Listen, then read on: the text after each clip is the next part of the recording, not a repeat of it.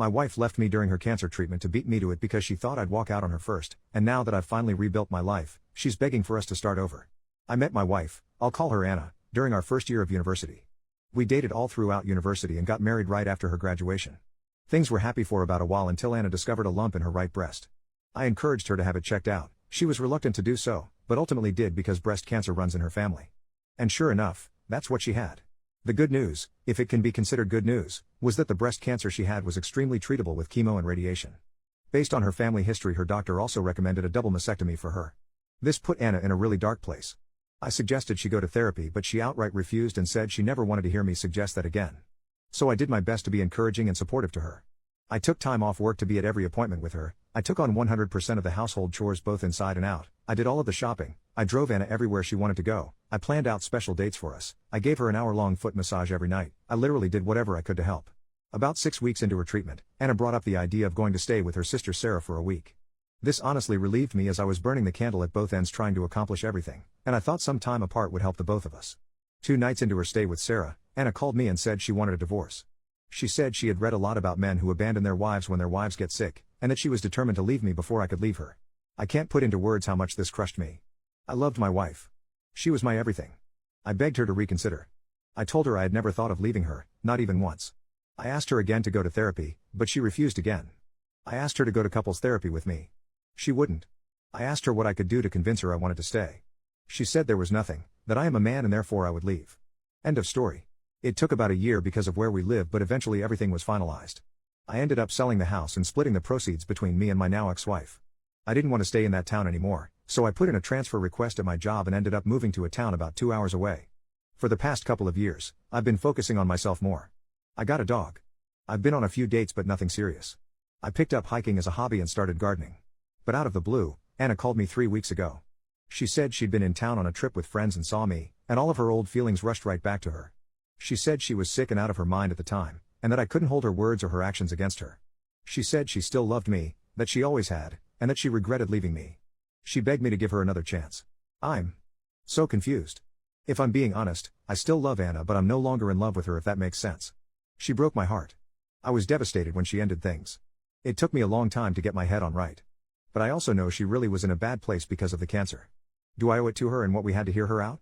I'm scared that if we reconnect, I'll always feel like she'll have one foot out the door. But maybe that's unfair? I don't know what to do. Should I give her another chance like she wants?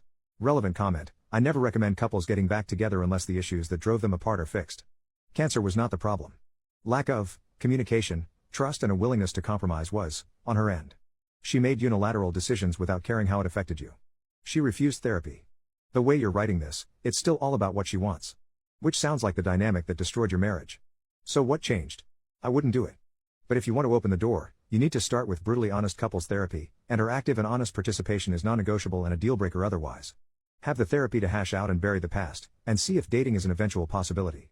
You guys need to start from scratch. And it's okay if you try it and you can't move on like she expects you to. She hurt you, regardless of her motivations. Sometimes you can't undo things. Update 4 days later. Firstly, I'd like to say thank you to everyone who left comments on my original post. I now know what people mean when they say RIP my inbox. Many of you suggested I reach out to my ex-wife Anna for an in-person conversation. The overwhelming consensus was that meeting her in person would tell me all I needed to know. And you were right. That seemed reasonable to me. I texted her and she jumped at the chance to meet up, and we did so yesterday after I was done work. I chose to ask her to meet at a local coffee shop. Maybe it sounds bad, but I didn't want to meet her at my house or anywhere private just in case. Anyway, Anna was already there when I got there. She got up and hugged me. I let her, but didn't really hug her back. Then we sat down. I asked her to remain quiet while I talked and then I told her everything. I'm gonna sum it up here because I honestly don't remember everything I said. I think I talked for like 10 minutes solid while she just sat there and teared up. But I told her things like how much she had devastated me. I told her that I would have stuck with her through thick and thin, no matter what. I told her that I loved her, and that hadn't changed after her diagnosis or treatment plan. I told her that I was broken after she initiated the divorce. I told her how hard it was for me to pull myself back together. A lot of you pointed out that if Anna and I got back together, I should be worried about what she would do the next time she got sick, or if I got sick. And you were right. So I told her that too. And she got mad and interrupted me at that point. She said I was being unfair. That I wasn't taking into consideration her mental health at the time. She said she wasn't thinking straight, but that now she was. I took the chance to ask her if she'd been to therapy. She told me she hadn't, and that she had no plans to, and that she didn't need it. I have to admit, that crushed me a little. So I asked her why. Just. Why?